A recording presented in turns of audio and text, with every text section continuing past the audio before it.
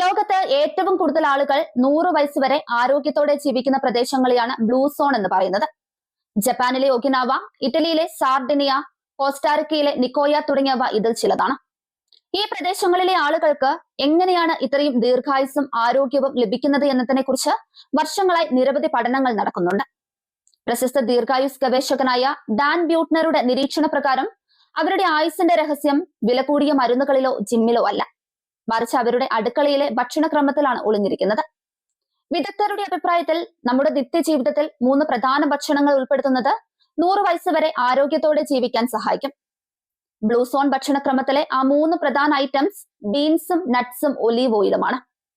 ലോകമെമ്പാടുമുള്ള എല്ലാ ദീർഘായുസ് ഭക്ഷണക്രമങ്ങളുടെയും അടിസ്ഥാനമായി ബീൻസിനെ കണക്കാക്കാം.